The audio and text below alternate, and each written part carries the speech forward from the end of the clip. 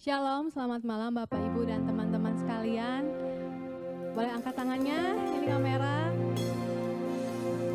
Boleh, halo, selamat malam. Puji Tuhan kalau kita boleh berkumpul kembali di acara PD online kita pada hari Senin ini. Saya percaya bahwa Tuhan yang telah mengumpulkan setiap kita, meskipun kita di rumah masing-masing, tapi kita percaya setiap hati kita Tuhan persatukan. Amin. Bapak, Ibu, dan teman-teman dikasih Tuhan, kalau boleh saya akan sharing sedikit. Untuk beberapa hari ini saya merasa saya kurang bersyukur, saya merasa susah untuk bersyukur, tapi saya kembali diingatkan Tuhan bahwa setiap apapun yang saya perbuat, saya harus ingat bahwa saya harus bersyukur kepada Tuhan karena kasih-Nya begitu besar buat diri saya. Oleh karena itu, pada malam hari ini saya mengajak Bapak, Ibu, dan teman-teman sekalian untuk lebih mau lagi, untuk lebih bersyukur kepada Tuhan. Mari kita buka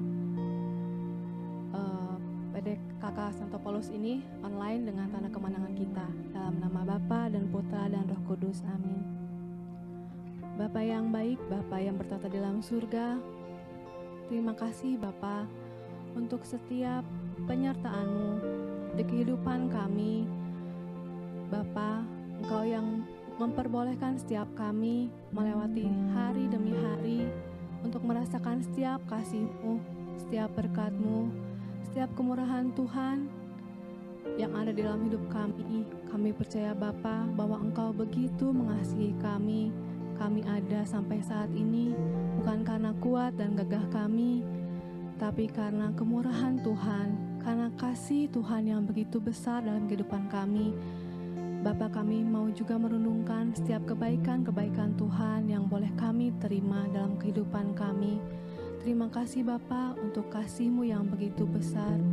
Terima kasih atas kesehatan, atas keluarga yang Tuhan percayakan kepada kami, pekerjaan yang Tuhan percayakan kepada kami.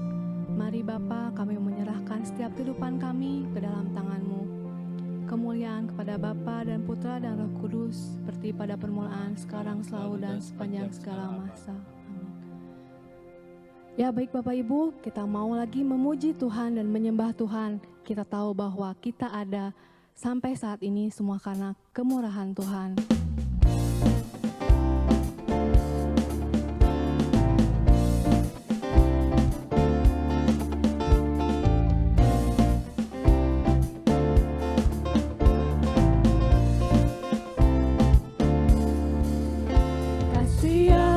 Begitu besar, lebih kuat dari dosa. Kasih yang menemukanku, selamatkan dan pulihkanku. Ku naikkan syukurku, ku tak akan berhenti memuji, meninggikan nama-Mu selalu, menari, memuliakan-Mu.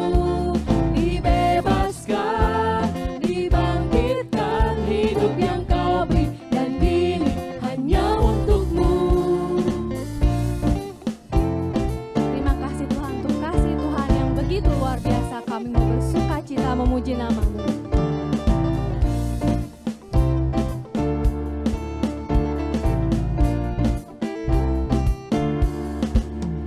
Kasih yang begitu besar, lebih kuat dari dosa. Kasih yang menemukanku, selamatkan dan pulihkanku. Syukurku, ku tak akan berhenti memuji, meninggikan nama-Mu selalu, menari, memuliakan-Mu. Dibebaskan, dibangkitkan, hidup yang Kau beri, dan kini hanya untuk-Mu. Tak akan berhenti memuji, meninggikan nama-Mu selalu, menari, memuliakan-Mu. Dibebaskan,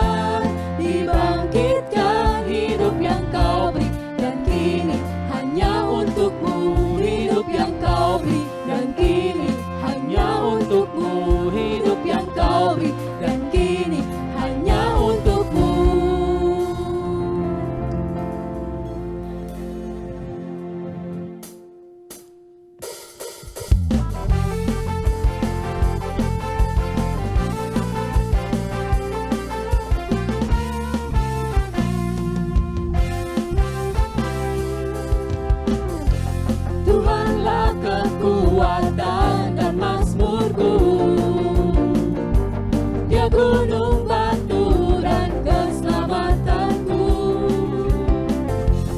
Hanya padamu hatiku percaya, Kaulah menara dan kota perlindungan. Ku mau selalu bersyukur sebab cintamu padaku takkan pernah berubah. Hatiku percaya walau bumi bergoncang, gunung-gunung beranjak, namun kasih setiamu tak pergi dariku.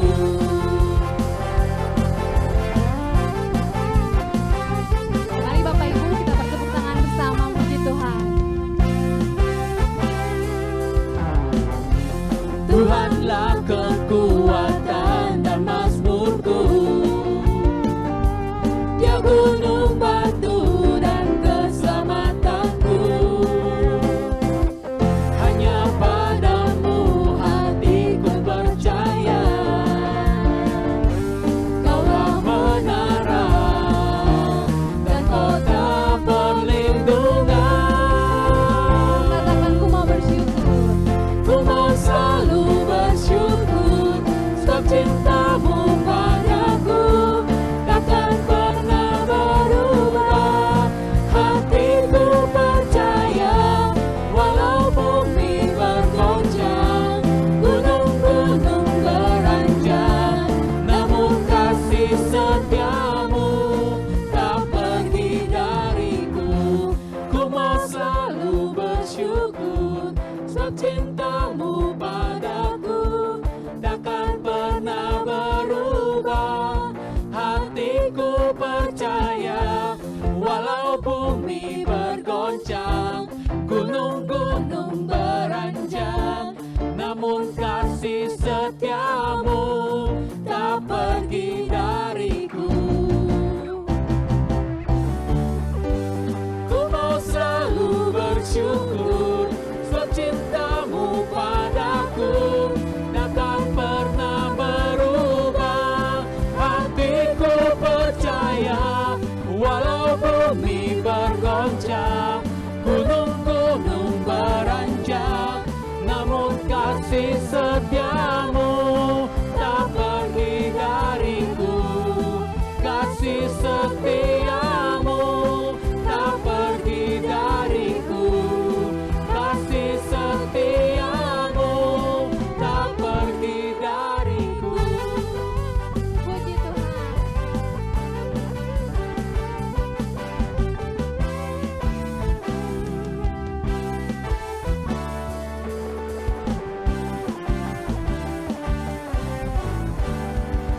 Kita berikan pujian buat Tuhan. Bapak Ibu dan teman-teman, kita percaya bahwa Tuhan adalah gunung batu kita. Setiap apapun yang kita hadapi hari demi hari, kita yakin bahwa Tuhan adalah Immanuel. Tuhan beserta dengan kita. Tuhan yang akan menguatkan kita untuk menghadapi hari-hari yang sulit, hari-hari ke depan. Kita percaya bahwa Tuhan yang selalu akan menopang kita. Mari Bapak Ibu, kita menyiapkan setiap hati kita mau datang ke hadirat Tuhan. Kita mau lebih lagi menyiapkan diri untuk menyembah Tuhan, untuk merasakan kehadiran Tuhan.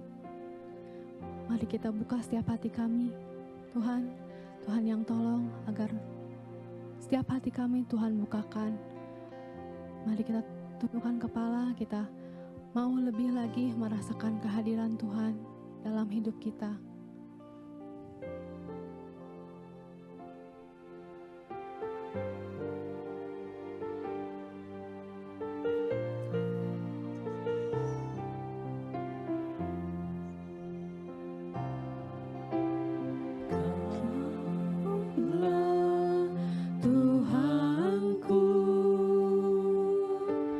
Kaulah Rajaku.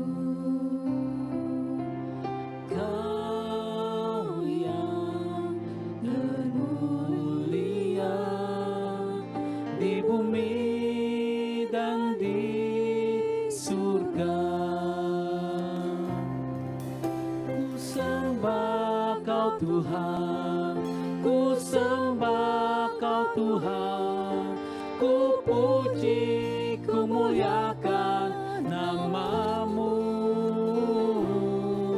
Ku sembah Kau Tuhan, ku sembah Kau Tuhan, ku puji, ku muliakan nama-Mu.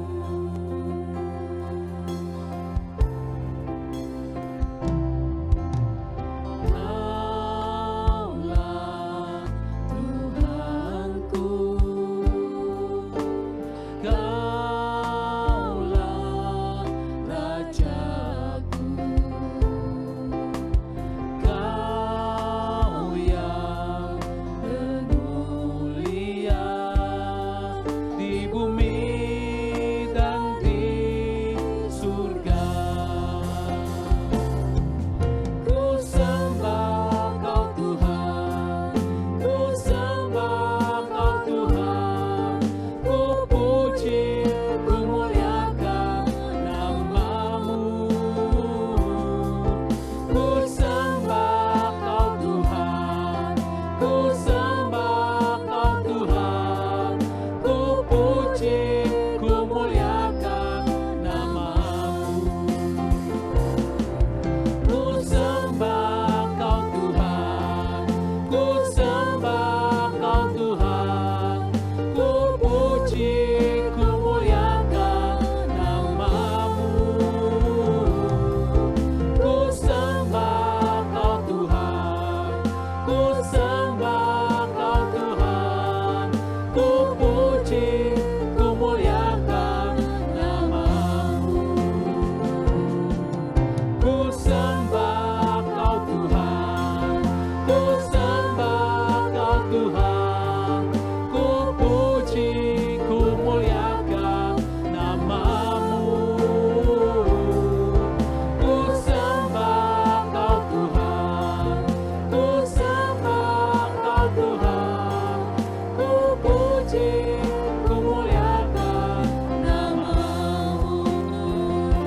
Kami angkat hati kami kepadamu ya Tuhan. Hatiku, ku pandang kekudusan-Mu, saat ku sembah, ku puji-Mu, ku rasakan kehadiran-Mu Tuhan. Ku angkat hatiku,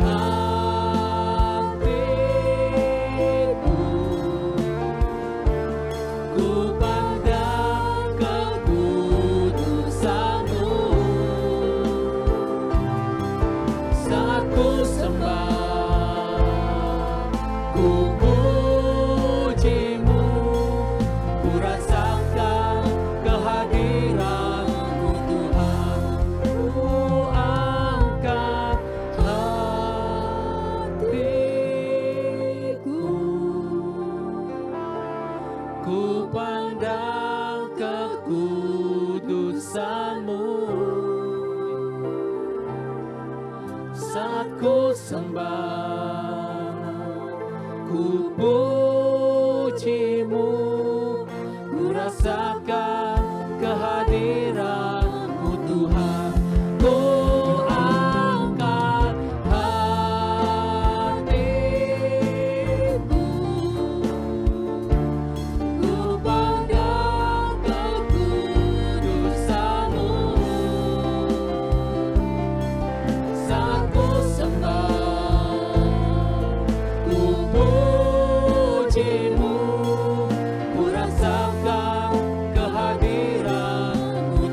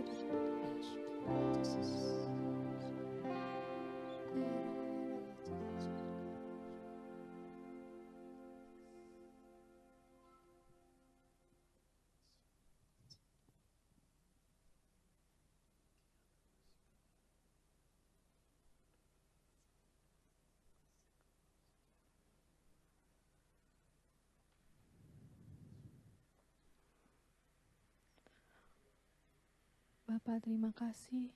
Terima kasih Bapak untuk semua hal yang baik yang boleh Tuhan berikan kepada setiap kami.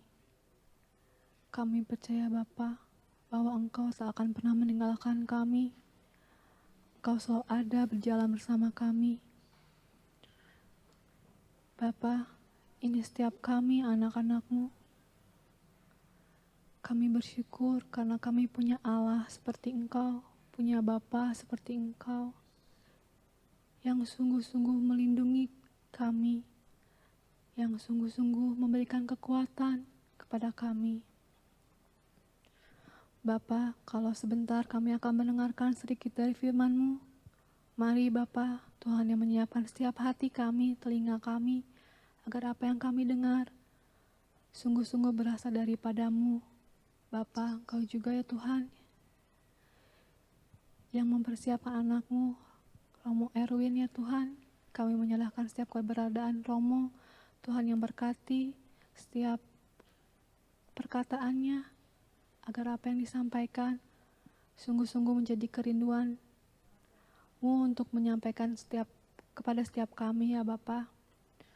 Bapa, ini kami Tuhan, kami siap mendengarkan. Kemuliaan kepada Bapa dan Putra dan Roh Kudus, seperti pada permulaan sekarang selalu dan sepanjang segala abad. Amin. Terima kasih. Kita akan berbicara mengenai kemana, dan sebetulnya saya mau tambahin juga kemana dan bagaimana cara kita untuk mendoakan arwah ya. Kalau bertanya mengenai kemana itu kan nanya kemana, kalau ke situ kan berarti kita harus melakukan sesuatu ya kan. Kalau ke sana kita melakukan sesuatu, atau kita bisa buat apa, itu yang terpenting, bukan cuma tahu. Karena kalau cuma tahu doang buat apa? Kita juga harus melakukan sesuatu sesuai dengan iman kita. Kita juga harus berbuat sesuatu sesuai dengan apa yang dipercaya oleh gereja, terutama dipercaya oleh kita sendiri. Baik, saya akan langsung memberi itu aja. Nah, baik. Bapak Ibu sekalian, kita ingin bertanya sebetulnya bagaimana dan kemana orang-orang yang sudah wafat itu berada gitu ya, kemana arwah-arwah itu berada. Ini kita berada di penghujung bulan arwah, atau sebentar saya matiin dulu, di penghujung bulan November, sehingga kita mau nggak mau memang masih bertanya itu, meskipun sebetulnya sudah masuk ke masa Advent ya, masa awal dari tahun liturgi yang baru, tetapi karena kita masih berada di bulan November atau bulan arwah, kita masih bisa berbicara mengenai para arwah. Nah, kalau kita mendoakan mereka, maka kita harus tahu sebetulnya ajaran dari gereja itu apa gitu. Dengan mendoakan jiwa-jiwa dalam pemurnian, kita mengamalkan kasih kepada mereka yang sangat membutuhkannya. Dan perbuatan ini sangat berkenan bagi Tuhan. Jadi kita mendoakan jiwa-jiwa itu penting. Jadi orang Katolik harus mendoakan jiwa-jiwa, jadi harus mendoakan arwah, dan itu kita tahu. Karena kita tahu kemana mereka pergi. Kita tahu dalam arti kita percaya bahwa ajaran kita itu mereka masuk ke suatu tempat tertentu yang nanti akan secara garis besar atau saya highlight dengan nama api penyucian ya. Jadi kalau kita ngomong mengenai api ini jangan diubah, bukan api pensucian, bukan api pencucian, tetapi api penyucian ya, dari kata suci ya. Sehingga kalau kita berbicara mengenai jiwa-jiwa kemana, jawabannya cuma satu ya. Jiwa-jiwa yang sudah wafat itu perginya ke api penyucian. Saya akan memberi singkatan dengan AP. AP itu api penyucian itu tadi. Nah, kita berdoa karena kita percaya ada api penyucian yang dialami oleh jiwa-jiwa saudara-saudari kita yang telah wafat. Jadi, apa istilah api penyucian ini memang sebetulnya harus dibilang suatu kengerian ya. Jadi kita akan masuk dalam saat itu, tetapi saat itu bukanlah saat di mana orang berada di neraka. Jadi orang tidak berada baik di neraka maupun berada di surga, tetapi ada dalam suatu alam tengah atau antara atau alam penantian. Nah, disinilah alam penantian itu kita sebut sebagai api penyucian. Ya, nah karena ada api penyucian, maka kita berdoa kepada jiwa-jiwa. Sebab kalau mereka sudah berada di neraka atau mereka berada di surga, mereka tidak bisa lagi kita doakan. Dan lagi kalau kita tahu ya, misalnya seperti Santo Santa yang dipercaya sudah masuk ke dalam surga. Karena apa? Karena hidup mereka baik, maka kita tidak pernah mendoakan para santo dan santa kan? Yang ada adalah hari raya semua orang kudus, tapi kita tidak mendoakan, kita tidak pernah berdoa untuk keselamatan Santa Maria, keselamatan Santo Pio, keselamatan Santo Bernardus, keselamatan Santo Paulus, enggak. Karena apa? Karena mereka sudah sampai di tempatnya, yaitu sudah sampai di surga. Maka kalau orang sudah sampai di surga atau neraka, tidak lagi membutuhkan doa, karena tempat kita sudah berbeda. Tetapi kalau mereka berada di api penyucian, maka jiwa saudara-saudari kita itu masih membutuhkan doa-doa kita, karena mereka berada di tempat yang masih belum ditentukan. Gitu ya. Nah, tempat itu bisa disebut sebagai tempat yang sangat menyakitkan, ya. Tetapi menyakitkannya itu dalam arti bukan menyakitkan seperti neraka yang kekal.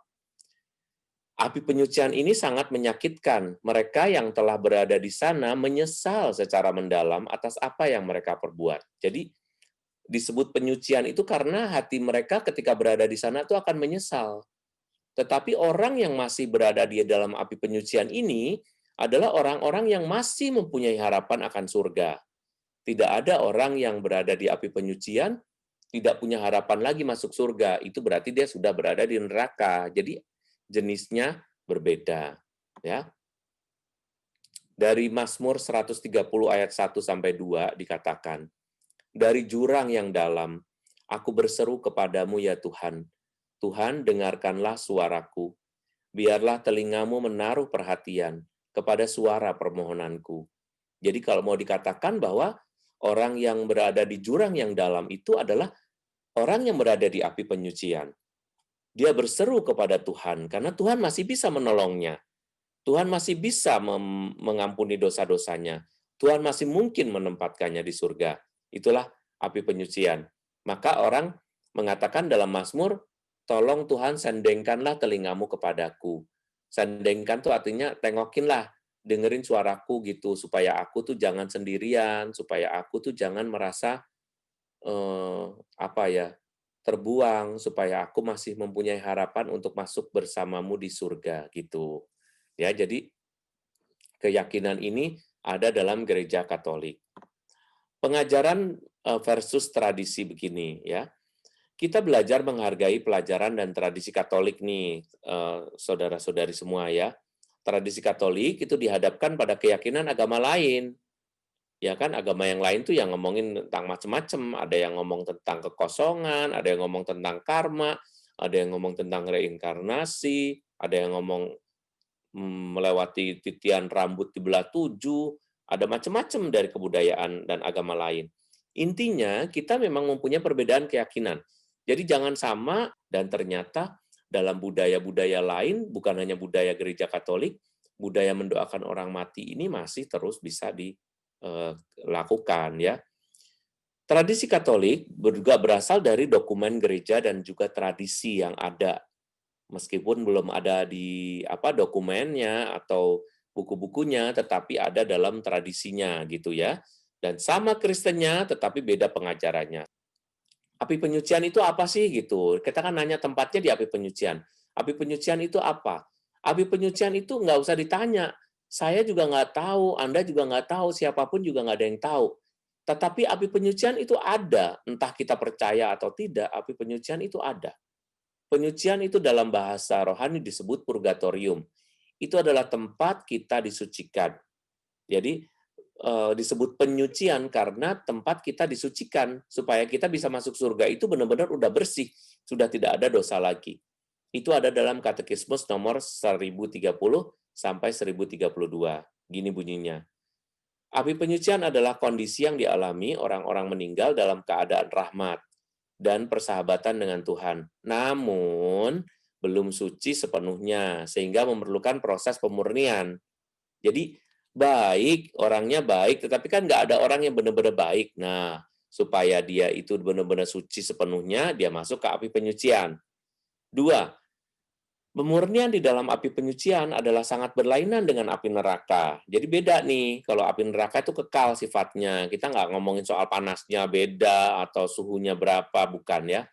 Kita dapat membantu jiwa-jiwa yang ada di api penyucian dengan doa-doa kita, terutama dengan mempersembahkan misa kudus baginya. Itu sebabnya dalam gereja Katolik sudah ada tradisi mendoakan arwah atau melalui intensi, terutama di hari hari arwah, peringatan arwah semua orang beriman, yaitu tanggal 2 November yang lalu. Nah, itu adalah mempersembahkan misa kudus. Itu artinya kita membuat intensi ya. Nah, api penyucian itu ada justru karena keadilan Allah, dosa membawa konsekuensi. Jadi gini, kalau kita berbicara, kok kenapa sih Allah pakai api penyucian, kenapa orang nggak langsung aja, dia kan tahu manusia itu kan gini, manusia kan terbatas, kenapa nggak langsung diampuni aja pakai acara begitu? Salah. Justru karena Allah itu adil, maka Allah membawa kita kepada situasi supaya kita benar-benar murni sama seperti orang yang dosanya sedikit juga sedikit, yang dosanya banyak juga nanti agak lama, sehingga apa? Sehingga adil Allah itu gitu. Kalau nggak ada api penyucian, ya udah kita nggak usah berbuat baik dong, bener nggak sih? Justru karena ada api penyucian, kita ingin supaya kita nanti jangan terlalu lama di api penyucian. Kita berbuat baik, kita berbuat amal, kita mengurangi perbuatan-perbuatan jelek. Itu karena apa?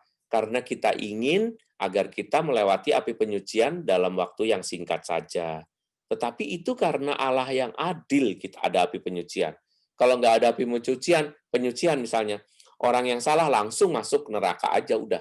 Padahal ada nggak orang yang nggak salah? Ada nggak orang yang nggak salah, nggak berdosa? Kan nggak ada. Jadi, sehingga kita harus masuk ke api penyucian karena Allah itu adil. Kalimat dosa ada dalam hampir semua isi kitab suci. Dan semua dosa itu membawa konsekuensi. Jelas ya. Adam, Hawa, Raja Daud, Musa, Harun, Zakaria, yang semuanya menggambarkan hukuman dosa. Ya kan? Zakaria aja bapaknya Yohanes, ya kan? Dia benar-benar bisu. Kenapa?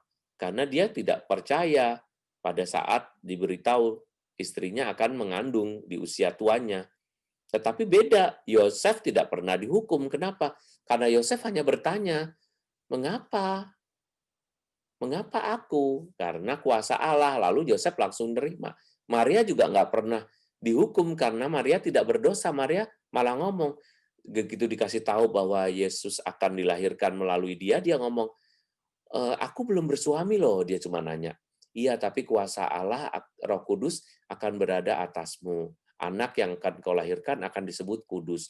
Lalu dia bilang, jadilah seperti yang kau kehendaki, bukan seperti yang aku kehendaki.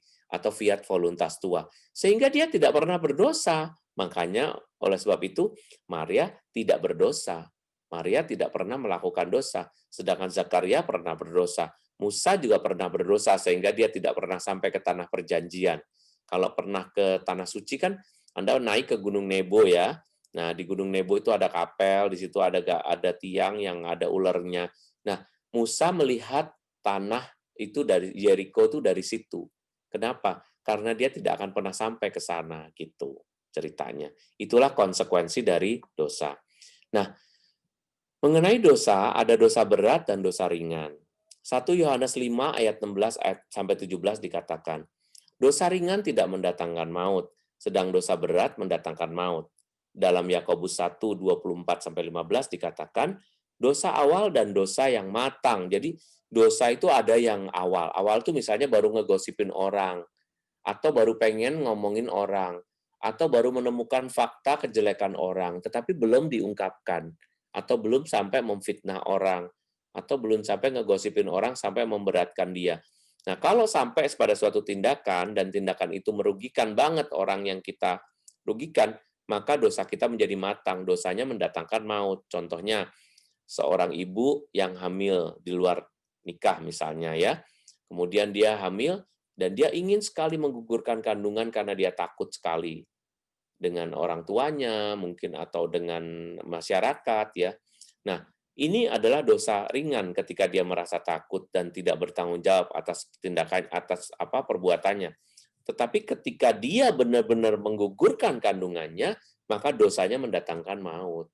Maut itu apa? Mendatangkan kemungkinan neraka atau berada lama di api penyucian. Kenapa? Karena dia menggugurkan kandungan. Oleh sebab itu, dosanya menjadi dosa berat gitu. Maka jika meninggal dalam dosa, kita perlu penyucian karena kita pasti punya entah dosa ringan, entah dosa berat. Tetapi jangan sampai kita mengalami dosa berat. Kalau bisa dosa kita ringan-ringan aja gitu ya. Dosa kita itu jangan jadi sesuatu yang memberatkan kita atau dosa yang membuat kita jadi terlalu lama di dalam api penyucian atau bahkan masuk neraka kalau kita tidak mendapatkan pengampunan. Karenanya sangat penting untuk mengaku dosa. Oke. Kita diselamatkan oleh kasih karunia Allah dan oleh iman. Dari Efesus 2 ayat 8 dan Titus 2 ayat 11. Dan iman ini harus diwujudkan dalam perbuatan kasih. Sebab perbuatan menjadi ukuran pada hari penghakiman sehingga kita harus dimurnikan di api penyucian. Bayangkan ya bahwa kita di api penyucian itu, kita harus tahu bahwa Tuhan akan menanyakan kepada kita apa yang sudah engkau buat. Kalau di dunia ini kita terus-menerus bersikap egois, punya rejeki ya dimakan sendiri, dinikmati sendiri, pelitnya bukan main misalnya. Kita nggak pernah dapat duit banyak, kita berdoa minta duit banyak, minta naik pangkat, minta gaji bagus, minta pekerjaan bagus, begitu dikasih pelitnya bukan main. Nah, kita melakukan apa? Kita nggak melakukan apa-apa. Kalau diajak bakti sosial, kalau diajak nyumbang-nyumbang, padahal kayanya bukan main, susahnya bukan main. Atau merasa sudah nyumbang banyak, padahal kalau dihitung-hitung dari nilai yang dia punya tidak seberapa. Nah, Anda sebetulnya bisa menghitung sendiri berapa yang sudah Anda berikan buat Tuhan. Apa yang bisa kita berikan sebagai contoh perbuatan kasih itu. Nah, dalam kitab suci, tadi kan kita ngomong tentang api penyucian ini. Kenapa sih orang masuk api penyucian? Nah, bunyinya adalah begini. Api penyucian itu penting, kenapa? Karena tidak mungkinlah ada orang najis bisa masuk surga. Artinya, dosa sekecil apapun itu tidak mungkin orang bisa masuk surga. Orang harus benar-benar bersih. That's why penyucian atau disebut dalam bahasa Inggris tadi disebut purgatory, itu adalah tempat di mana orang bisa merasakan surga tanpa dia membawa dosa. Ketika sudah di purgatori, disucikan, maka dia akan benar-benar bersih seperti kapas, bersih seperti kertas, putih, dan tidak ada lagi dosa. Dan sesudah itu dia layak. Karena di surga tidak boleh ada cacat sedikit pun. Maka ngebersihinnya itu harus dengan cara masuk ke api penyucian gitu. Bayangkan aja ya sebuah pakaian kita misalnya nih, kalau ada noda dikit kan udah jengkel kita nih noda dikit. Nah itu nggak boleh, maka dibersihin dulu, dikasih ini, dikasih itu, dikasih pemutih, dikasih apa, supaya wangi, supaya apa. Nah sehingga ketika masuk surga tuh udah selesai semua urusannya. Ya, tetapi tidak akan masuk ke dalam sesuatu yang najis atau orang yang melakukan kekejian atau dusta. Yesus menyatakan, jika orang menentang Roh Kudus, maka ia tidak diterima di dunia ini dan dunia yang akan datang. Maka pengampunan hanya bisa diberikan dalam api penyucian. Nah, itu keadilan Tuhan.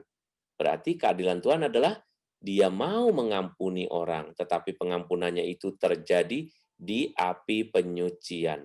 Ya, di tempat di mana kita bisa bertobat pada saat kita sudah mati, bukan bertobat, di mana kita bisa menyesal sungguh dan sudah mengalami sedikit rasa sakit. Meskipun sakitnya sakit sekali, tetapi itu dibandingkan dengan api neraka nggak ada apa-apanya tuh gitu. 3 ya, dari ayat lagi. Paulus menyebutkan segala perbuatan kita itu diuji oleh Allah. Dari 1 Korintus 3 ayat 5. Dan itu adalah kondisi di tengah-tengah, bukan di sorga, bukan di neraka. Lihat, kondisi di tengah-tengah. Alam tengah itulah yang kita sebut sebagai api penyucian. Jika pekerjaannya terbakar, ia akan menderita kerugian, tetapi ia sendiri akan diselamatkan, tetapi seperti dari dalam api. Itulah 1 Korintus 3 ayat 5. Lihat ya, jadi sebetulnya ayat-ayat itu sudah ada, cuma ayat-ayat itu kurang dibaca, kurang dimengerti. Kita berada di tengah-tengah, bukan di sorga, bukan di neraka. Rasul Petrus juga menyebutkan ujian iman kita dengan api. Dari 1 Petrus 1 ayat 7. Lihat bacanya. Untuk membuktikan kemurnian imanmu yang jauh lebih tinggi nilainya daripada emas yang fana, yang diuji kemurniannya dengan api, sehingga kamu memperoleh puji-pujian dan kemuliaan pada hari Yesus Kristus menyatakan dirinya. Ya, jadi untuk membuktikan kemurnian imanmu yang jauh lebih tinggi nilainya, jadi kita sebetulnya punya iman tuh sudah baik gitu. Nah, maka perlu diuji kemurniannya itu dengan api, sehingga kamu memperoleh puji-pujian dan kemuliaan pada hari Yesus Kristus menyatakan dirinya. Jadi nanti ketika Yesus Kristus sudah hadir kedua tuh urusan kita dengan api penyucian udah selesai. Urusan api penyucian itu adalah penantian sampai kedatangan Yesus yang kedua. Jadi kita-kita ini yang akan mati, itu matinya adalah mati sebelum Yesus datang untuk kedua kalinya. Ketika Yesus datang untuk kedua kalinya itu, dunia sudah dibarui menjadi dunia baru, dan semua sudah mendapatkan atau semua sudah mengalami api penyucian. Gitu ya. Nah, yang kelima, dari kitab Makabe diceritakan pengajaran tentang api penyucian juga. Makabe lagi ya, Makabe itu juga tidak ada dalam Perjanjian Baru maupun Perjanjian Lama, adanya di Deuterokanonika. Maka segeralah mereka semua yang ada di tempat itu memuliakan Tuhan dan berdoa, memohon Tuhan menghapuskan dosa-dosa mereka semua, serta dikumpulkan uang untuk dikirimkan ke Yerusalem, supaya para imam di Bait Allah mempersembahkan korban penghapusan dosa bagi mereka yang gugur itu. Yudan dan anak buahnya melakukan ini karena mereka percaya bahwa mereka yang gugur itu akan bangkit. Nah, kalau orang percaya bahwa setelah mati orang akan bangkit, maka dia harus percaya adanya api penyucian. Adanya tempat di mana orang bisa dihapuskan dosa-dosanya, orang bisa dimurnikan, orang bisa dibersihkan, dan orang dipersiapkan untuk masuk ke dalam surga yang kekal. Gitu. Yakobus 2 ayat 24. Keselamatan itu bukan hanya karena iman melulu. Lihat ya. Jadi kamu lihat bahwa manusia dibenarkan karena perbuatan-perbuatannya dan bukan hanya karena iman. Rasul Paulus, sama nih. Rasul Paulus berdoa bagi Onesiforus dalam 2 Timotius 1 ayat 16-18. Dikatakan begini, Tuhan kiranya menunjukkan rahmat-Nya kepada keluarga Onesiforus yang telah berulang-ulang menyegarkan hatiku. Ia tidak malu menjumpai aku di dalam penjara. Kiranya Tuhan menunjukkan rahmat-Nya kepadanya pada harinya. Betapa banyaknya pelayanan yang ia lakukan di Efesus. Jadi Onesiforus yang meninggal ini didoakan oleh Rasul Paulus karena kebaikannya. Jadi orang itu bisa didoakan karena kebaikannya, dan kalau berdoa makanya jangan lupa, orang yang tidak mempunyai amal, kalau didoakan jadi lebih sulit. Tapi kalau dia punya amal banyak, kalau dia punya perbuatan-perbuatan yang baik, kalau dia mempunyai misalnya kayak hidup sosial yang baik, misalnya dia punya bagi-bagi berkat kepada orang banyak, maka ketika didoakan akan jauh lebih mudah. Kayak Paulus mendoakan Onesiforus ini. Tetapi orang-orang akan sangat sulit kalau hidupnya jahat. Jadi jangan berpikir begini ya. Kadang-kadang orang tuh berdoa begini, udah yang penting aku berbuat apa aja terserah. Ntar juga kalau aku mati, aku didoain juga aku juga bisa bersih. Nggak bisa. Karena orang itu dihitung berdasarkan perbuatan-perbuatannya. Bahwa dia mengalami api penyucian benar, tetapi itu tidak berarti bahwa dia akan selalu masuk surga.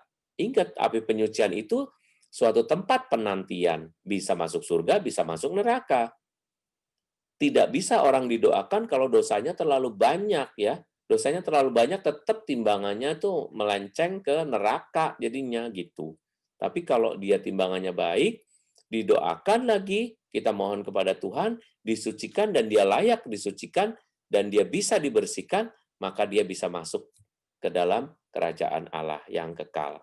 Nah, pengadilan khusus, kata pengadilan khusus nih, ini diberikan segera sesudah kita meninggal. Jadi, kalau kita tanya tadi di mana? Di mana orang yang sudah meninggal?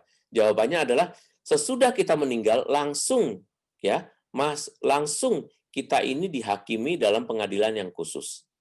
Jadi segera, bunyinya itu segera sesudah kita meninggal.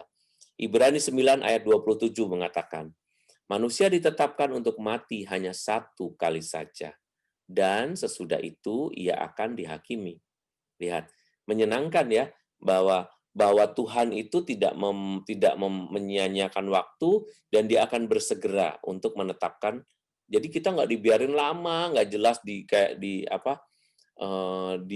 tempat-tempat tertentu ya, misalnya kita lagi sakit di rumah sakit, kita nggak rawat-rawat, nggak dipanggil-panggil, nggak diobati-obati hanya karena mungkin kita dianggap tidak punya duit misalnya, nggak gitu.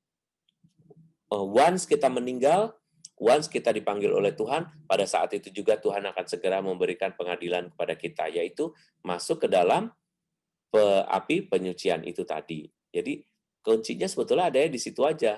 Nah, pengadilan yang umum. Nah, setelah kebangkitan badan, kita akan diadili dalam pengadilan terakhir. Ya, kebangkitan badan itu pada saat Yesus datang ya. Itu disebut pengadilan terakhir atau disebut sebagai pengadilan umum.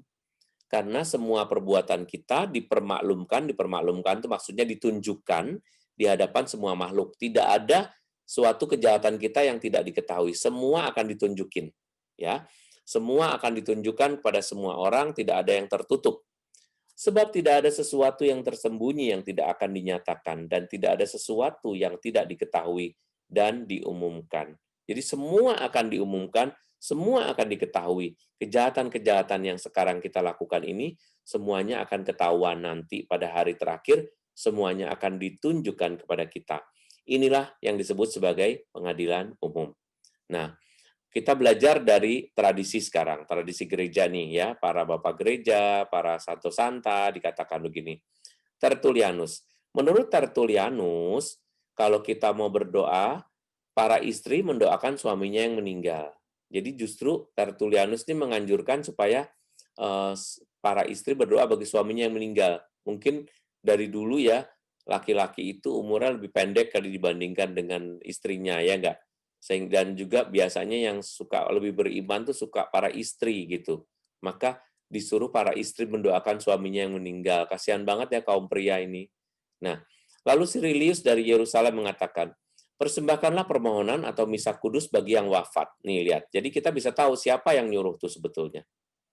Jadi ada Cyrilius dari Yerusalem yang mengatakan, buat intensi misa bagi yang wafat. Yohanes Chrysostomus ya, itu seorang pengkhotbah ya, si mulut emas ini mengatakan agar kita rajin mendoakan mereka yang sudah meninggal. Kenapa? Ya tadi itu, karena mereka berada di api penyucian dan sangat membutuhkan doa kita, sehingga pada saat kita mendoakan Tuhan boleh meringankan beban dosanya atau boleh mengampuninya dan cepat menyucikannya dan supaya dia boleh segera melewati masa api penyucian. Agustinus mengatakan, hukuman sementara sebagai konsekuensi dari dosa dari selamat hidup di masa depan, sebelum penghakiman terakhir yang dihukum sementara sesudah mati tidak akan mengalami hukuman terakhir. Hukuman sementara itu sebagai konsekuensi dari dosa, dari selama maksudnya ya. Jadi hukuman sementara, ini disebut hukuman sementara, itu api penyucian itu. Selama hidup dan juga di masa depan. Sebelum penghakiman terakhir, jadi ini penghakiman terakhir tuh udah berhenti nih, api penyucian udah nggak ada lagi. Sebelum penghakiman terakhir yang dihukum sementara sesudah mati, tidak akan mengalami hukuman terakhir gitu. Jadi kalau matinya tuh pas hari kedatangan Tuhan Yesus yang kedua ya masih kena hukuman, tetapi yang matinya sebelum kedatangan Yesus yang kedua sudah mengalami penghakiman umum tadi ya, sehingga tidak akan mengalami penghukuman terakhir. Ini adalah tradisi dari gereja dan kitab suci kita. Menurut Gregorius Agung, sebelum pengadilan terakhir ada api penyucian. Jadi banyak nih yang ngomong nih. Ini para santo santa sekarang. Konsili Firenze. Konsili Firenze yang diadakan di Italia mengatakan, doktrin api penyucian jiwa dimurnikan dalam api penyucian karena meninggal dalam pertobatan dan kasih Tuhan sebelum melunasi dosa. Caranya adalah dengan misa, doa, derma, dan perbuatan kudus. Lihat ya, karena meninggal dalam pertobatan dan kasih Tuhan, jadi kalau orang meninggal tuh makanya harus bertobat dulu sebelumnya, jangan nunggu sampai meninggal. Maka ada peminyakan dan ada pengakuan dosa itu gunanya sebetulnya adalah ini nih. Sehingga pada saat dia meninggal, ya, dia sudah membayar semua dosa-dosanya. Sebelum itu maka dia harus diberi misa, doa, derma, dan perbuatan kudus dari orang-orang yang ada di sekitarnya, yaitu keluarganya. Ya, Konsili Trente, keberadaan api penyucian perlu tindakan silih, ya, disebut suffraga dari para beriman untuk mendoakan jiwa-jiwa yang ada di dalamnya, terutama dalam misa kudus. Jadi jangan ragu-ragu ya, dari sini sudah jelas bahwa misa kudus adalah tempat di mana kita bisa mendoakan orang yang sudah wafat. Ya. Hanya orang yang belum sempurna dalam rahmat yang dapat masuk ke dalam api penyucian. Api penyucian bukan kesempatan kedua bagi mereka yang meninggal tidak bertobat atau dosa berat. Nih lihat, perhatiin. Jadi kalau yang meninggal dan tidak pernah bertobat dan dalam dosa berat, maka dia justru tidak masuk ke api penyucian, tetapi langsung masuk neraka. Itulah. Sebetulnya kalau kita mau bertobat, tuh bertobatlah selama kita hidup. Paling nggak perbaikilah, makin tua makin benar hidupnya gitu loh. Kenapa? Kalau kita sampai mati sebelum bertobat dan dosa berat, maka kita justru nggak masuk api penyucian, langsung masuk neraka. Api penyucian ada untuk memurnikan dan memperbaiki. Alkitab, akibat maksudnya.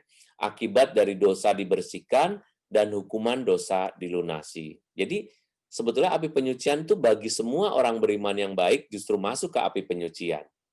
Meskipun itu api, meskipun itu sakit, tetapi justru itu jalan menuju surga. Ibaratnya harus melalui situ dulu lah gitu. Api penyucian itu hanya sementara. Setelah disucikan, jiwa-jiwa dapat masuk surga. Semua yang masuk dalam api penyucian akan masuk surga. Setelah akhir zaman, api penyucian tidak ada lagi. Hanya tinggal surga dan neraka. Ya, jadi jelas ya. Jadi hanya tinggal surga dan neraka ini. Nah, makanya saudara-saudari sekalian, jangan ragu mendoakan jiwa-jiwa atau arwah. Jiwa-jiwa atau arwah ini sangat membutuhkan doa-doa kita. Karena kita hanya bisa berdoa bagi mereka yang berada di api penyucian. Kalau mereka yang sudah ditetapkan masuk neraka, karena mereka tidak pernah bertobat misalnya, atau perbuatan mereka jahat sekali, maka kita tidak bisa berdoa bagi mereka dan kita tidak bisa menolong mereka. Karena mereka tidak pernah melakukan suatu pun yang baik. Maka jangan ragu mendoakan jiwa-jiwa atau arwah. Setelah mereka menikmati Ekaristi, abadi di surga, maka kita dapat meminta doa mereka juga, karena pada hakikatnya satu gereja dan disatukan oleh Ekaristi abadi dalam Kristus. Nah, kita ngomong sesudah mereka itu masuk ke dalam api penyucian, kita doakan mereka, ya enggak? Nah, ketika di api penyucian mereka udah selesai, dan sebelum mereka masuk surga, sekarang mereka bisa kita minta untuk mendoakan kita yang masih berziarah. Itulah sebabnya orang Katolik juga meminta doa kepada para arwah supaya mendoakan kita. Kenapa itu dilakukan? Karena kita percaya siapa tahu dia sudah tidak berada di api penyucian dan sekarang giliran dia mendoakan kita yang masih berziarah di dunia ini. Jadi ada kesatuan karena Ekaristi. Makanya saudara-saudari, meskipun sekarang ini Anda diminta untuk berekaristi online, ekaristilah. Karena ekaristi itu yang menyatukan kita menjadi satu gereja. Jadi kalau kita mati, kita sudah pernah mengikuti ekaristi dan sudah rajin mengikuti ekaristi, sehingga kita akan disatukan dengan mereka nanti yang masih hidup di dunia, mendoakan kita, doa kita nyambung. Tapi kalau orang yang sukanya berdoa sendiri, nggak pernah datang ke gereja, ya, sukanya ikutan PD tapi nggak pernah ikutan ekaristi, mereka tidak bisa didoakan. Nasibnya jelek banget. Karena apa? pada hakikatnya tidak satu gereja itu, ya. Nah, dari situ mungkin saya senang menyampaikan ini. Pertama-tama adalah bahwa gini, saya sudahi supaya Anda bisa melihat saya ya. Jadi dari sini kita bisa lihat bahwa kesatuan antara orang-orang yang berada di dalam api penyucian ini sebetulnya masih bersatu dengan kita. Jadi mereka yang masih mereka yang kita doakan itu adalah mereka yang sudah berada di api penyucian tetapi belum sampai ke surga atau belum ditetapkan sampai ke neraka. Hal ini membuat kita tidak takut dan kita yakin karena begini, Romo sampai berapa lama didoakannya? Misalnya kan kita nanya begitu ya, kadang ada yang takut banget didoakannya, ada yang 24 tahun 24 tahun wafatnya gitu. 30 tahun wafatnya. Wah, ini kok intensi misalnya lama amat ya. Kok masih apa mereka masih merasa dosanya kebanyakan kali ya sehingga 30 tahun 30 tahun masih didoakan. Bukan begitu cara berpikirnya. Cara berpikirnya adalah karena 1000 hari itu sama dengan satu giliran ronda malam di surga. Jadi hitungannya tuh makanya kita ngomong kalau ada di kitab suci kita tuh tertulis 1000 hari sama dengan satu giliran penjaga malam. Sehingga 1000 hari itu sekitar 3 tahun ya. 3 tahun itu cuma satu hari.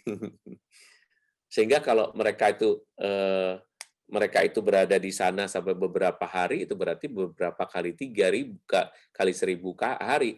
Intinya adalah maksudnya hari-hari di sana berbeda dengan hari-hari kita. Jadi boleh nggak berdoa bagi mereka kalau meninggalnya udah lama? Boleh. Selama kita masih mengingat, ya, Anda masih tetap boleh berdoa bagi orang-orang yang sudah meninggal. Siapa tahu mereka masih berada di api penyucian, gitu. Jadi Anda tidak berdoa bagi mereka yang sudah berada di surga. Maka kalau kita berdoa itu sebetulnya kan gini kadang-kadang ya. Allah Bapa yang Maha Baik, semoga saat ini saudara kami sudah berada di surga. Ya boleh, itu sebagai supaya kita merasa nyaman aja. Tapi sebetulnya kalau kita masih berdoa buat dia, itu berarti dia masih berada di api penyucian gitu. Jadi doa-doa kita itu adalah doa orang-orang yang percaya bahwa orang ini dicintai oleh Tuhan, maka masih berada di api penyucian. Ingat, di api penyucian itu membutuhkan doa-doa kita. Jawaban di api penyucian ini akan selalu menjadi jawaban kita ya. Jadi tidak ada kita tidak mendoakan orang yang berada di surga atau berada di neraka.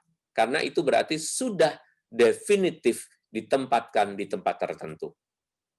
Kita justru dalam hati aja mendoakan kan nggak enak kan. Misalnya kita bunyinya gini, Tuhan semoga saudara kami Maria yang sekarang ini berada di api penyucian, kan kesannya doanya agak nggak lazim gitu. Mungkin kita ngerasa kok nih mendoakan orang kok malah berada di api, malah. Tapi sebetulnya memang begitu. Sebetulnya yang kita doakan itu memang berada di api penyucian. Justru itu kita berdoa buat dia gitu. Dan kenapa? Kita nggak usah merasa malu karena semua orang akan masuk ke api penyucian ini gitu. Semua orang. Kenapa? Karena kita manusia yang bersalah, manusia yang berdosa. Tidak ada manusia yang tidak berdosa kecuali Maria yang diangkat ke surga karena dianggap Maria ini dilahirkan tanpa noda dosa. Gitu ya. Makanya disebut Immaculate Conception, ya. Immaculate Conception itu dikandung tanpa noda dosa. Nah, cuman Maria aja yang diakui oleh gereja. Yang lain masih. Dan yang kemudian diikuti oleh para santo santa. Kenapa? Karena para santo santa juga diangkat menjadi santo santa karena hidup sepenuhnya dianugerahkan kepada gereja dan kepada pengabdian kepada orang banyak. Sehingga dia hidupnya menjadi milik Allah. Maka kalau menjadi milik Allah, maka pada saat dia mati akan menjadi milik Allah. Mungkin bagi kita ya kadang-kadang ya yang Anda yang senangnya menjadi follower aja.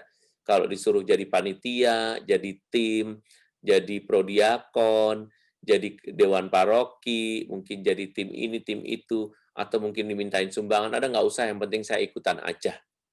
Nah, Anda kan senang jadi follower nih. Nah, nanti di sana Anda lebih lama sebetulnya.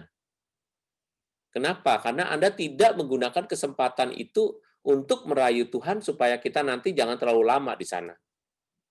Kebanyakan orang yang pengen hidupnya lebih baik itu mengumpulkan harta bagi dirinya sendiri. Tetapi Tuhan Yesus saja bilang, kamu kalau mengumpulkan hartamu di dunia ini, kamu akannya bilang sama hatimu, hai jiwaku, sekarang kamu sudah tenang kan, uangmu banyak. Tetapi sebetulnya dia hanya menghitung angka-angka aja, tetapi tidak berani menggunakan uang itu dan tidak akan pernah menggunakan uang itu. Mungkin uang itu akan dipakai oleh anaknya yang kelak nggak tahu dipakai untuk apa, tetapi kamu sudah tidak memanfaatkan apa yang dipercayakan Tuhan kepadamu dan tidak kamu gunakan untuk apapun juga karena saking kikirnya gitu. Mungkin kalau nggak pernah mendengar ini, paling tidak Anda pernah mendengar dari saya. Ketika kita begitu kikir, ketika kita begitu pelit ya, Anda tahulah Anda tidak membangun jembatan menuju surga. Orang ngedoain Anda biar sampai bagaimanapun susah. Kenapa? Karena hidup kita terlalu kotor. Lebih bagus kalau hidup kita miskin. Pasti masuk surga. Kenapa? Karena memang nggak ada yang dikasih. Tapi kalau kita kaya, justru itu tantangan buat semua orang yang punya duit. Dari kalangan menengah sampai kalangan atas. Kenapa? Karena justru kekayaan itulah yang bisa membuat kita bisa membangun jembatan menuju surga. Tuhan berarti mempercayakan harta itu untuk membuat perbuatan-perbuatan kita menjadi perbuatan-perbuatan yang baik. Tuhan memampukan kita melakukan itu, maka jangan takut supaya kita ini jangan dianggap sebagai orang yang selfish ya, atau orang yang mementingkan diri kita sendiri. Kita nggak punya kemampuan untuk berbagi. Maka ketika kita mati, kita didoakan ya susah, ngedoainnya orang berat. Mau dikasih buah setrek juga nggak bisa gitu loh. Kadang-kadang orang tuh begitu ya mempersiapkannya pada saat berada di dunia ini, hartanya dipakai diri sendiri. Pada saat mati dia mempersiapkan dipakai ini, pakai itu ya. Kalau kita tidak percaya dengan apapun yang dikirimkan ya, dalam gereja Katolik tidak ada kiriman apapun. Kiriman kita adalah bunga-bunga, doa, pasti itu, dan itu pun tidak sampai kepada Tuhan. Dan apa yang dikatakan ketika dalam kitab suci ya, dikatakan Daud aja tuh makan persembahan, makan buah-buah dan daging-daging persembahan yang ada di altar. Kenapa? Karena dia tahu itu tidak dimakan oleh Allah. Karena dia tahu persembahan itu tidak membuat apapun juga, tetapi persembahan itu akan dimakan sendiri oleh orangnya. Saya cuma mau mengatakan bahwa kita tidak bisa membayar surga. Yang bisa kita lakukan adalah membayar dengan tingkah laku kita sekarang ini. Supaya kita jangan terlalu lama di api penyucian. Udah kelakuannya jelek, kata-katanya jelek, nggak punya temen, pelit. Terus yang dicari apa kira-kira? Rajin banget tapi ke gereja misalnya sampai di gereja berdoa, udah nggak pengen tengok kiri kanan, udah nggak pengen apa, nanti kalau ada kolektor lewat aja di depannya atau ngasih lah yang ada sisa-sisa lah, mungkin seceng, noceng, cuma segitu-gitu doang, ya kan? Terus minta surga.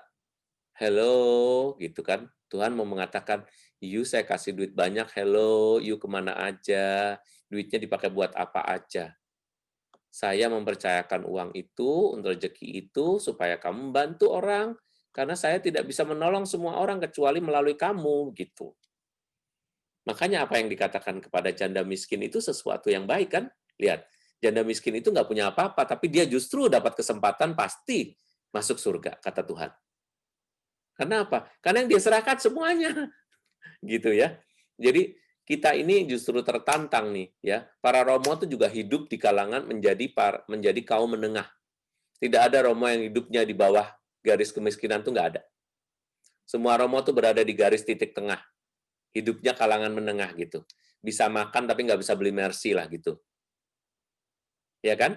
Bisa makan tapi nggak bisa beli apartemen. Tapi kalau kami para biarawan ini tidak mungkin misalnya gitu. Jadi, tapi kami semua pasti bisa ini. Apa yang bisa kami lakukan? Apa yang bisa kami buat? Nah, itulah. Apakah kamu memberikan sama saudaranya sendiri pelit, sama orang tuanya sendiri pelit? Terus Anda mau hidup sama siapa? Kalau saya nggak pelit sekarang, nanti tua saya dipelihara sama siapa? Itu karena Anda tidak punya teman, makanya kumpul-kumpul sama teman. Kalau kumpul-kumpul sama teman, memang harus tekor. Masa dibayarin terus gitu. Coba lihat, Anda pikirkan apa nih? Aduh, kalau ketemu teman-teman pelitnya bukan main. Kalau disuruh nyumbang, nyumbangnya sekedarnya 5.000, 10.000, bantingan misalnya gitu ya. Atau ya udah kita saweran 10.000, 5.000, orang nggak ngeliat ini. Terus kalau mati, Anda masih minta didoain sama mereka juga. Wah, betapa serakahnya Anda ya. Ketika hidup nyusahin orang, ketika udah mati lebih nyusahin orang lagi. Orang suruh mendoakan, kata Tuhan, nggak ada lo doa-doa. Lu sekarang aja lu buat apa sama mereka? Mereka nggak tahu aja, tapi aku tahu apa yang aku lakukan. Itu yang disebut keadilan Allah. That's why pada saat api penyucian ini dibuat, itu ditentukan oleh ringannya dosa kita gitu. Semua orang akan masuk. Kita semua akan bertemu di api penyucian, tetapi ada yang lama, ada yang sebentar, ada yang langsung masuk, cuma sebentar langsung masuk tapi neraka, bukan masuk surga.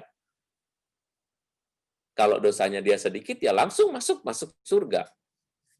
Gitu ya. Jadi, ini sebetulnya renungan ini kan berguna buat kita ketika apa yang dikatakan oleh Yakobus tadi. Keselamatan kita tidak hanya ditentukan oleh rahmat Allah. Kita mengira bahwa rahmat Allah itu begitu baik, pasti mengampuni dosa-dosa kita. Tetapi sebetulnya rahmat Allah ditentukan juga oleh perbuatan kita. Jadi Bapak Ibu, apapun yang bisa kita lakukan. Nggak usah berapapun ya, apapun yang bisa Anda lakukan sekarang, lakukanlah. Jangan selalu meminta pelayanan, jangan selalu meminta perhatian, jangan selalu ingin diberi. Hidup kita jadi kayak pengemis. Kita jauh lebih suka harusnya tuh begini, tangannya itu memberi ya, bukan tangannya tuh begini, nista ini orang yang begini. Saya tidak mengatakan bahwa para pengemis itu nista. Para pengemis terpaksa begini. Tetapi kalau kita yang sekarang berada di sini, Anda yang punya kuota, Anda masih begini juga.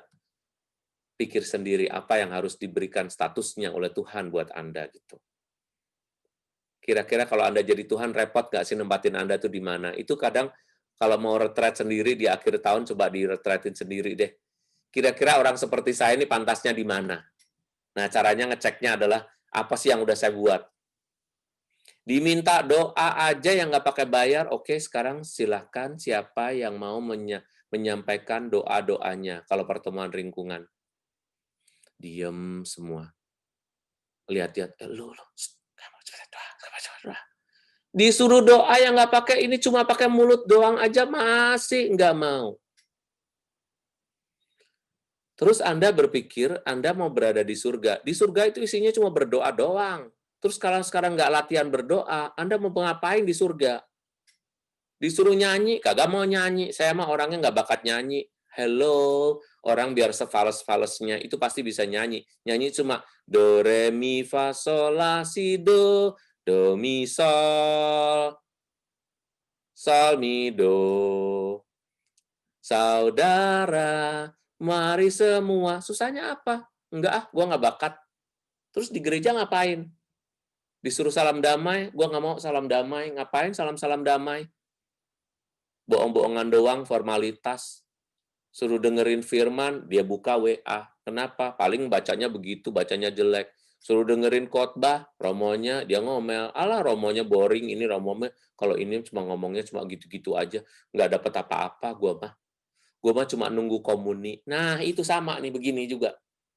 Kalau orang nggak nunggu firman, nggak nunggu apa, nggak memberi sumbangan suara, dia cuma nunggu begini doang, sama.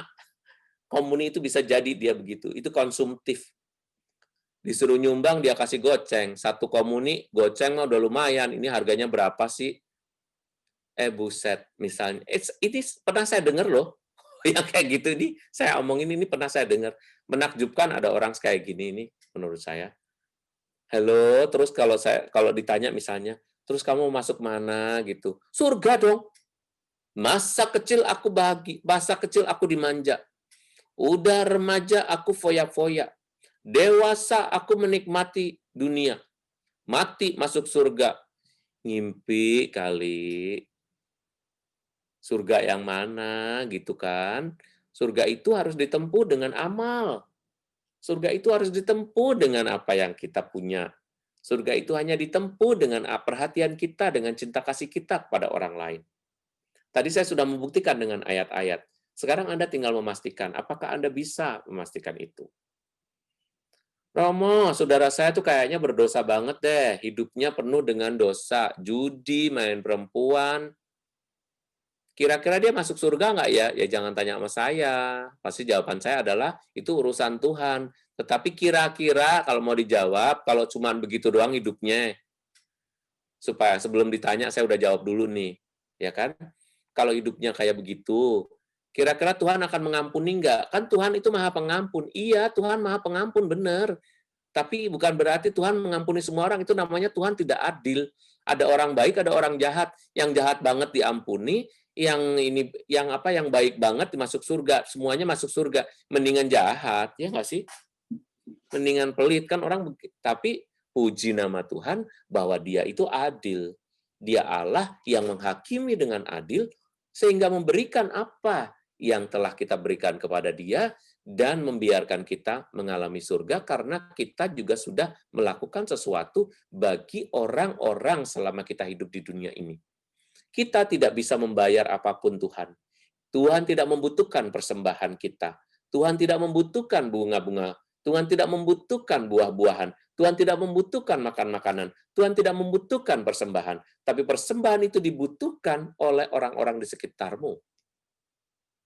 Paling tidak sebelum kamu punya uang, udah kita nggak punya duit, mulutnya juga namanya adem ayem. Dikasih juga, terima kasih kek, bilang, ya kan? Anaknya ngasih segini doang. Pak, ini aku juga udah dapat ini dari ini. Segini doang ngasihnya. Tidak pernah membuat hati anak-anaknya tuh bahagia. Tidak pernah membuat seluruh keluarganya tuh happy. Apalagi orang lain. Hidupnya penuh dengan lagi, dan lagi. Kegilaan akan uang itu juga bisa menjadi sesuatu yang jelek bagi kita. Kegilaan akan uang ini juga tidak akan berhenti dan habis buat kita dan akan membuat kita terus berdosa. Percaya, tidak ada seorang yang paling kaya di dunia ini telah merasa cukup.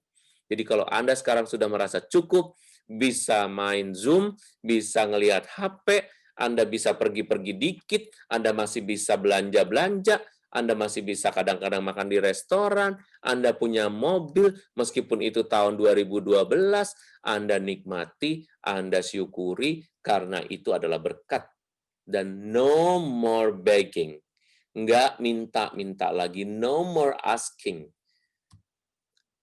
Yang kedua, hal yang penting juga sebelum saya menutup permenungan kita adalah, kalau berdoa itu jangan kayak orang miskin.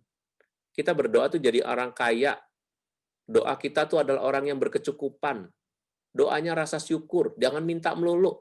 Intensi minta melulu. Tuhan tolong supaya rumah saya yang di sana bisa laku. Tuhan tolong supaya anak saya bisa kerja. Tuhan tolong supaya kami tidak berkekurangan rezeki kami ini. Yang diminta itu nggak lain, nggak bukan kepentingannya sendiri. Tidak pernah keluar dari mulutnya. Tidak pernah keluar dari doa-doanya rasa syukur. Tuhan terima kasih. Bilang begitu.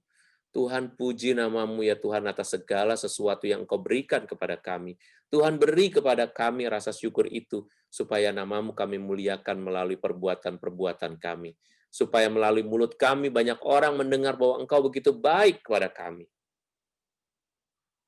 Semoga Tuhan memberkati kita menjadi permenungan yang baik. Salam, terima kasih. Terima kasih sebelumnya. Mari Bapak Ibu dan teman-teman sekalian, mari kita persiapkan setiap diri kita untuk memberikan persembahan yang terbaik buat Tuhan. Mari kita berdoa. Bapak, terima kasih untuk setiap berkat firman-Mu yang telah Engkau sampaikan pada malam hari ini. Kiranya Engkau yang memberkati setiap kami agar kami dapat menjadi murid-murid-Mu yang setia ya Bapak. Bapak, kalau sebentar kami akan memberikan persembahan, kiranya Engkau yang memberkati setiap tangan-tangan yang memberi, agar persembahan ini dapat menjadi untuk memperluas kerajaan-Mu ya Bapak. Bapak, kami juga berdoa untuk Romo Erwin yang telah Engkau tunjuk untuk dapat mengisi PD online kami pada malam hari ini. Tuhan yang berkati setiap kesehatannya, setiap pelayanannya, kiranya Engkau yang terus tambah-tambahkan setiap berkat kepada Romo Erwin. Kami juga Tuhan mau berdoa untuk setiap saudara-saudara kami yang berulang tahun pada bulan ini, buat Bapak Jonathan, Ibu Christine Umiyati, Ibu Suryani, Ibu Rita, Ibu Dewi Palupi.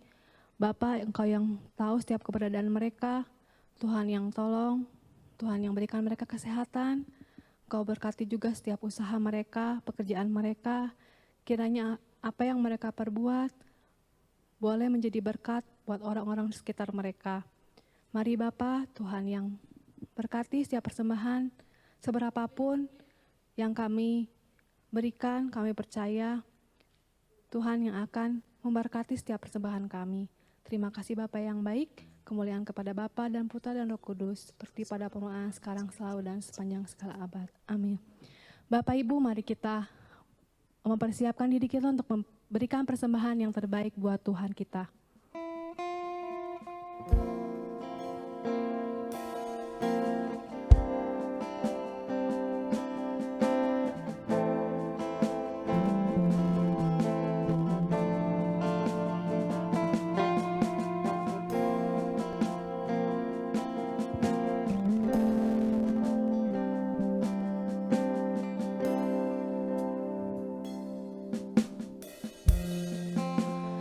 Dekat padamu itu rinduku.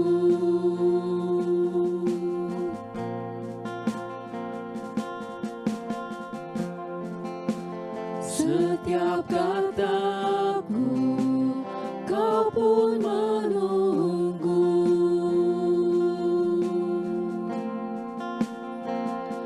Tak kusangka ku temukan satu kasih yang abadi. Kini ku datang dan ku bawa hidupku.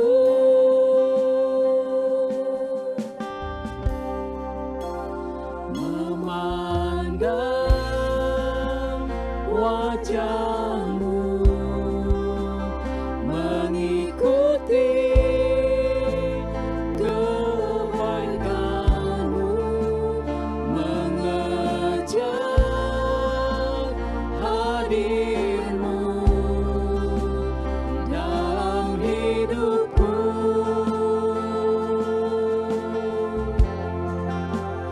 Membawa sembahku, menyatakan kebesaran-Mu, mengejar hadir-Mu dalam hidupku.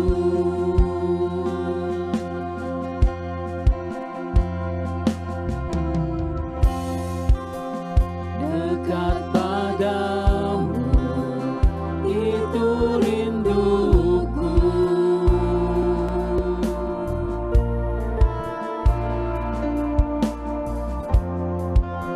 Setiap kataku kau pun menunggu.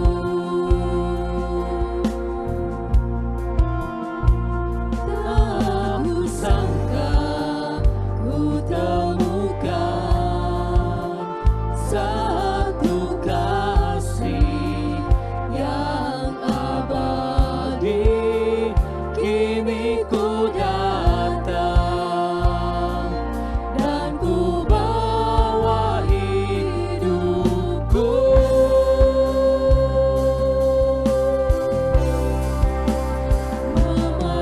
Memandang wajah-Mu, mengikuti kebaikan-Mu, mengejar hadir-Mu dalam hidupku.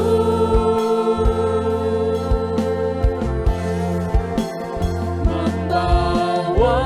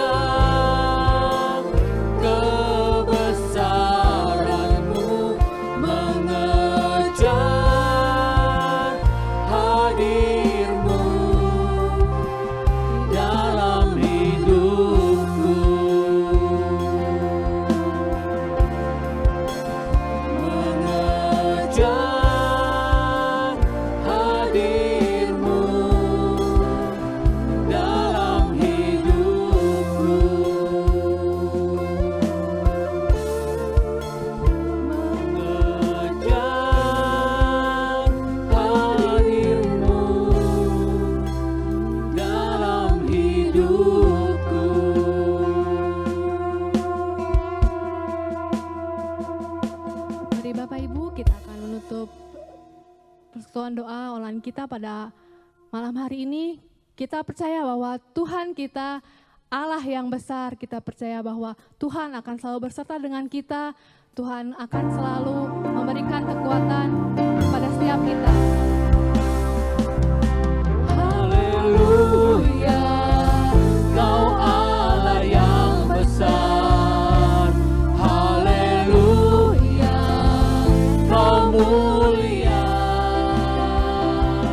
Namamu, kuasamu, kasihmu kekal. Kau yang layak ditinggikan.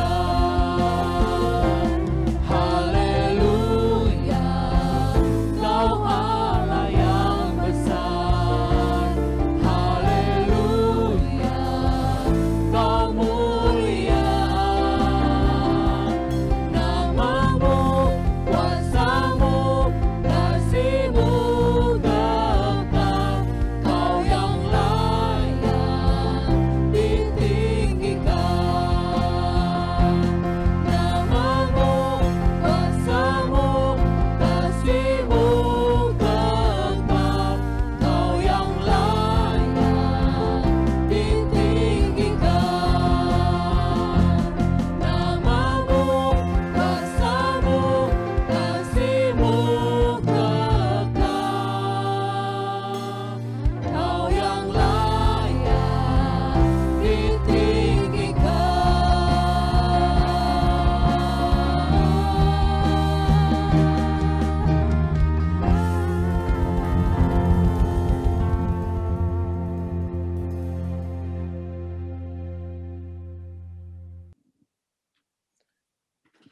Mari kita berdoa dalam nama Bapa dan Putera dan Roh Kudus. Amin. Allah Bapa yang Maha Baik, terima kasih Bapa, sebab Engkau telah membimbing kami, memimpin kami malam hari ini untuk merenungkan nasib kami yang ada di bawah kasih-Mu sendiri. Engkau telah mendampingi kami dengan bermacam-macam renungan, dengan bermacam-macam firman-firman-Mu yang sudah kami dengarkan. Semoga kami mendengarnya, semoga kami merenungkannya, dan terutama semoga kami menjalankan hal-hal baik yang sungguh menjadi kehendak-Mu. Terima kasih Tuhan, Kau telah menjadikan kami manusia yang baik, manusia yang mau menghormati-Mu, manusia yang mau mengikuti firman-Mu. Berkati malam ini, dan semoga kami pun menjadi berkat bagi banyak orang yang berada di sekitar kami. Kami percaya nasib kami ada di tangan-Mu, ada di dalam hati nurani kami yang dirahmati oleh Roh Kudus yang membimbing kami. Berkati setiap saudara kami yang hadir di sini, seluruh keluarga, dan juga semua niat-niat baik kami. Semuanya kami serahkan hanya di dalam nama Yesus Kristus Putra-Mu, Tuhan dan Juru Selamat kami. Amin. Semoga Allah yang Maha Baik memberkati kita semua, keluarga kita, pekerjaan, dan pendidikan putra-putri kita dalam nama Bapa dan Putera dan Roh Kudus. Amin. Terima kasih. Salam, selamat malam. Terima